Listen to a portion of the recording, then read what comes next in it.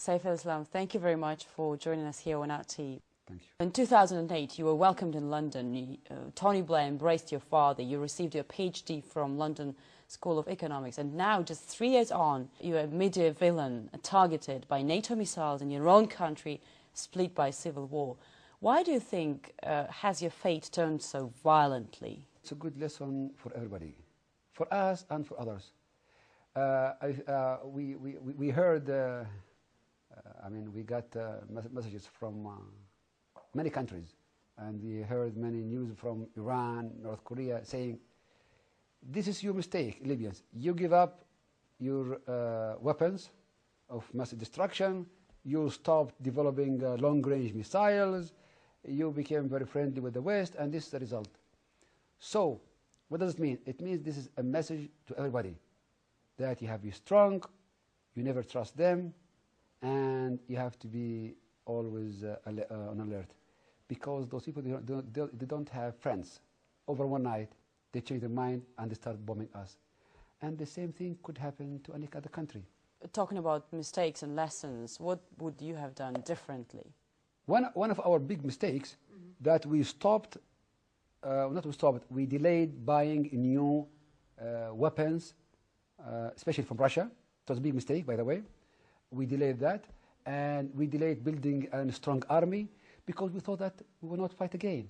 The Americans, the Europeans are our friends. We will not fight again. Not to build a strong and modern army was a big mistake, because we thought that we solved our problems, and now we are a peaceful country, and no WMD anymore, no Lockerbie, no more relation, we do business. The Libyans said this, it was our mistake to be very tolerant with our enemies. So now everybody is blaming me that it's because of you, because you were tolerant, you were nice with everybody, and now you brought all the enemies from abroad to Libya, and this is the result.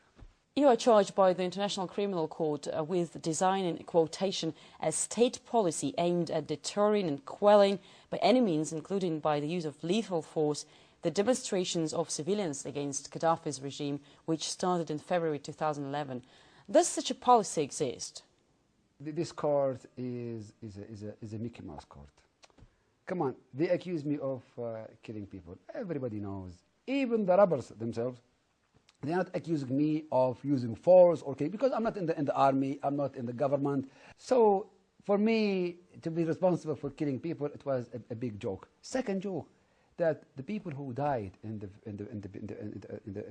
beginning, 159. Most of the people died when they attacked military sites, and this would happen anywhere in the world, in Russia, in America, in France, in Germany, in Italy.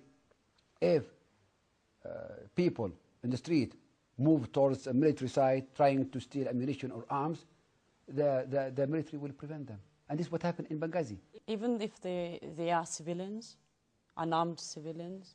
If you are civilian and peaceful, you go in the street and the square and for a peaceful demonstration, like everybody in the world. But if you try to attack with the Molotov and with guns and with explosives to attack a military site, trying to steal ammunition and arms, so yeah, it's not a peaceful act. Who were these people? Later on, we found out that most of them, they belonged to an Islamic groups. But it was too late at that time. Direct question. Did you or your father order the army to kill protesters? Of course not. This number one, no. Second, my father called the General Abdel Fattah. He's in Benghazi now. He's one of the leaders of the rebels. He called him, and I called him. And the calls are recorded. We told him many times, don't use the force with people. He told us, but they are attacking the military sites. It's a very difficult situation. Who did order to kill them? Nobody ordered. Nobody. The guards fired. That's it. They fired at the guards were surprised by the attack of the people, and they started firing. They don't need the order to defend themselves and to defend their barracks and their camps. Do you think that was a mistake? Mistake? Of course not. You see what happened? They attacked the barracks, they controlled them, they took the arms, the ammunition, and now look at the chaos. Look what happened. What's the purpose of this warrant when NATO is already trying to kill your father? The sentence against us is already there. Is the capital punishment. So they decided to kill me and to kill my father. And they did kill my brother. And they destroyed my house. So the decision is made to execute you. Even Mr. Putin, the Prime Minister of Russia, said this. He said this is the operation, or what happened at that time. He said it's an attempt to execute Mr. Gaddafi. So now you are talking about arrest me. I mean, 3 months ago you decided to kill me, and you are after me every day. You are trying to find me and to kill me every day, and my father. So this number one. Number two, just to tell you that it's a fake court. Under the table, they are trying to negotiate with us a deal. They said, if you accept this deal, we will take care of the court. What does it mean? It means the court is controlled by those countries which are attacking us every day. It's just to put a psychological and political pressure on us. That's it. Will it work? How do you think? Of course not. Of course not. It's a joke here in Libya. The court is a joke. You say NATO is trying to kill you, right? Today I was swimming and fishing because it was very hot and we went to the beach. Oh, really? So we are in our country, enjoying our life, fighting for our country, living with our people. If we live in our country with our people. If we die, we go to heaven. So what? Do you think the truth of civilian casualties from NATO raids could ever be established? What do you mean? I mean, NATO is bombing Libya, and the Libyan government says that more than 900 people have been killed since the beginning of the operation in March, while NATO has only admitted 9 civilian deaths. NATO destroyed our house in the middle of a residential area. Small house, surrounded by many houses. People are living there. There is a small school next to them. They bombed that house with 4 missiles. They killed my brother. He young, civilian. He had nothing to do with the war, with politics. He was studying in Germany. Because of the war, he came back to Libya. He was there, sleeping. They killed him. What NATO said, we bombed a command and control center. What command and control center? It was a 2 bedrooms, kitchen, living room, small house. Just to give you an example from my family, let alone many other examples. 1 week ago, they hit the house of a friend of my father. Killed the whole family. The wife, pregnant, died. 2 young girls, all of them died. And he said, again, we are hitting a military site. A pregnant wife with her kids. They are controlling and commanding Libyan troops. Come on. It's very silly. It's very funny. Shame on them. Those people they are lying all the time. They are lying all the time. And they have no morals. They have one target. This country is a piece of cake. Rich, full of gas, oil, and we have more than $100 billion deposits abroad, so we have to share this cake. That's it. And we have to get off Mr. Gaddafi because he's the only obstacle between us and the cake. It's as simple as that. What would be the consequences for Libya if your father was arrested? You know, my father is the leader of this country.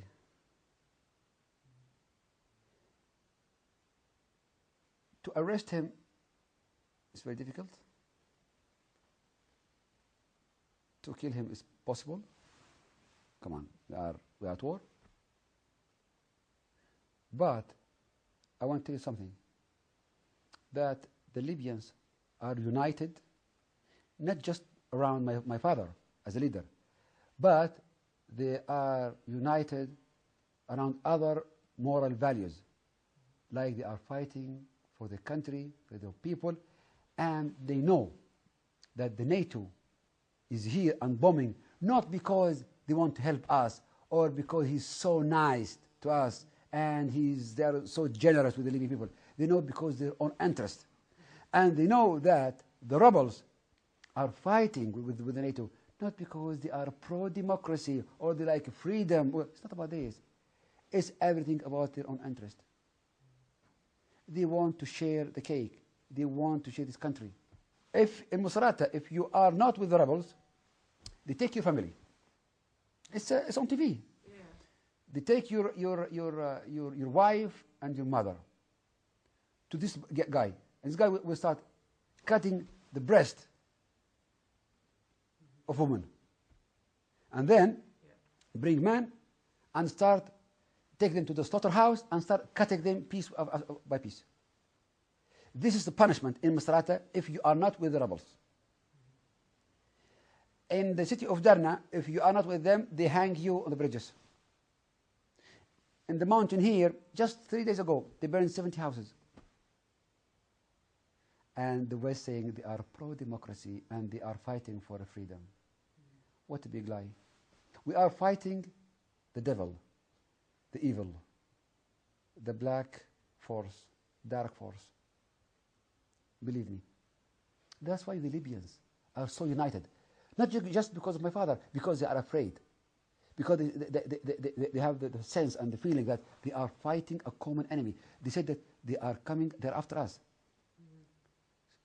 So everybody is going to be a victim if they are not united and ready to fight for their own family and life and country. What kind of role is he playing right now? He's our father, the father of the nation, and he's our leader. And what would happen to the family without father? This is the question. But Gaddafi has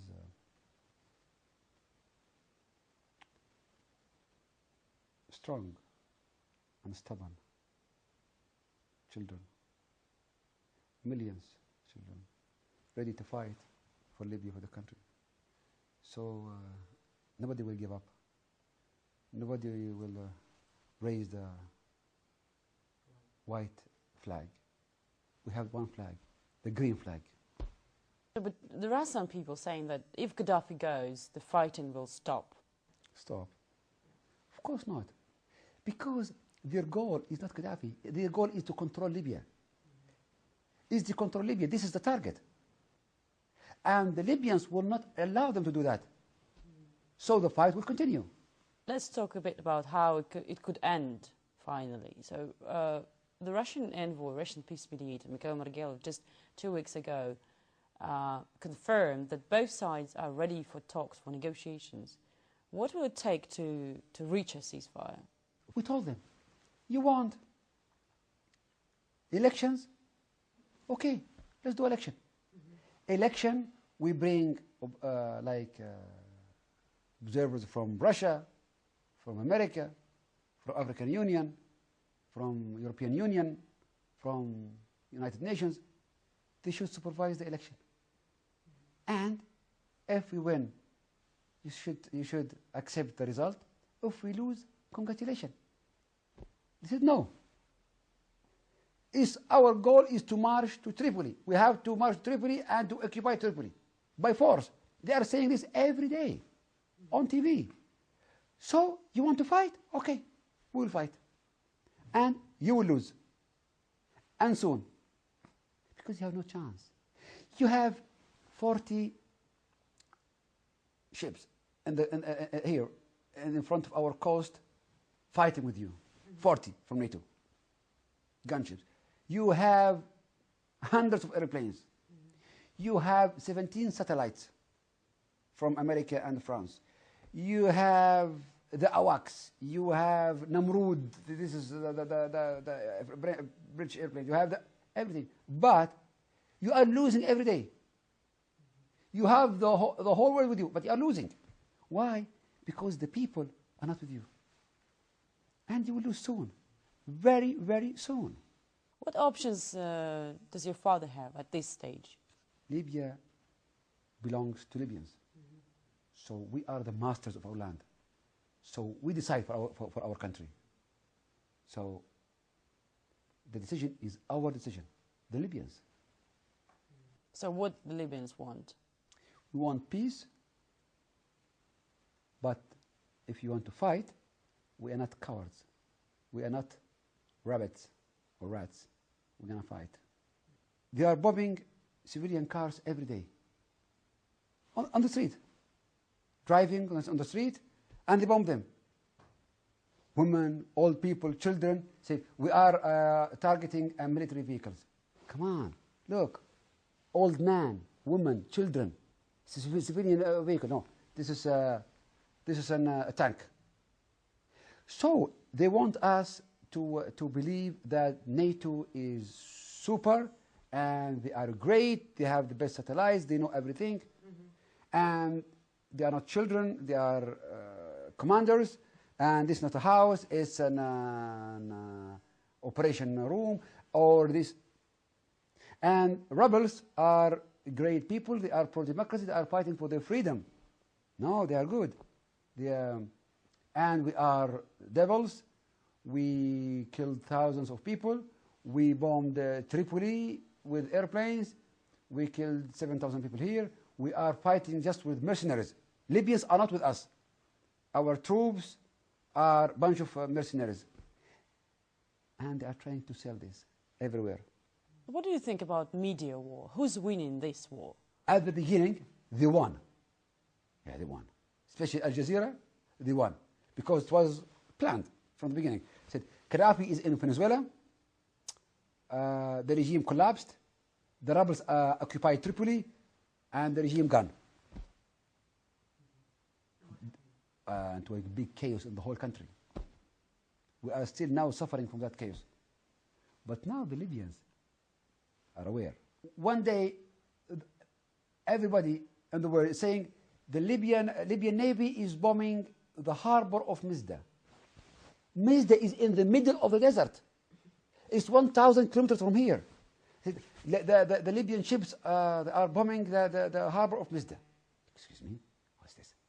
The Security Council issued their resolution against Libya because of a fake media report saying that the Libyan Air Force is bombing civilian districts in Tripoli and killing 7,000 people. I want you to go to the Tajura and Fashlum. They mentioned two these districts. Go to them. Show me one trace, one evidence of the air bombs. We told everybody, please send fact-finding mission to Libya to find out what happened. Said no, we're going to bomb you. But what about Russia? We are alone now. We are alone. We are orphan. We are fighting alone. We are very brave. We are very difficult people. We're not easy. We are fighting everybody. But we are alone. For Russia, it's a great opportunity for Russia to be back as a superpower. It's like what happened in Egypt in 1956 when the Soviet Union managed to stop the French and the British. It's like exactly what is happening now in Libya, to stop them. And from that time on, Soviet Union became a superpower because he said, you stop the aggression against Egypt or I'm going to bomb London and Paris. It was the threat of Khrushchev at that time. So it's exactly again. The British and the French are attacking us again. So it's time for Russia to play an important role and to show everybody that we are here and we are a superpower. What will be left of Libya if NATO, your army, and the rebels cease fire? So we are brothers, we are Libyans. We kiss each other, we hug each other, and we go back to business. We continue our work to build Libya and to live in peace and harmony, and to do whatever we can to build a modern country, a peaceful country, and not to repeat this mistake again. We've started with the past, let me finish with the future. It's known that you got a message from the front that there will be no place for you in a post-war Libya. And with this ICC warrant arrest, you are a wanted man abroad. So realistically, where do you go from here? Who? You. Well, many people are angry with me, and they are right, because they said that the head of rebels, they were my friends. But at that time, I was very liberal, tolerant, and very peaceful. I'm still peaceful to a certain extent. And I thought that Libyans are equals. So everybody has the right to be in Libya, to work here, to be active, to do whatever they want. But later on we found, not me, that the whole nation found that they were, it was a big conspiracy managed by those people against Libya. So they said it's because of you, those snakes managed to penetrate our country and work with foreigners to destroy our country. So we are very angry with you because you are very tolerant. And don't forget, I released all the prisoners. At the beginning of the events, there were 0 prisoners. So everybody's playing because of you. It's too much tolerance. So do you think they are right? To be honest, we were super tolerant. I was naive. Yes. You're no longer naive? Not anymore. How you changed? I will not repeat the mistake. I will not be hit again from the same snake, from the same hole. So I get the lesson, and not me, everybody in this country. So this nation will not repeat the mistake again. The calculations in the future will be different from the past. So I can kiss you, I can forgive you, but I will not forget. So what you have done is going to be in our mind for a long time. And every move, every step will be calculated according to that experience. When all this nightmare will be over, how do you think? Listen, NATO and rebels, both are in a hurry. They want to finish as soon as possible because they are hungry, they are tired, they want to share the cake. It's like, for them, Libya is like fast food, like McDonald's, fast. Because everything should be fast. Fast war, fast airplanes, fast bullets, fast victory. But we are very patient because we are in our country. It's our country. We live here, we die here. So we are very patient. We may win tomorrow, in 1 week, or in 1 year. But one day, we win.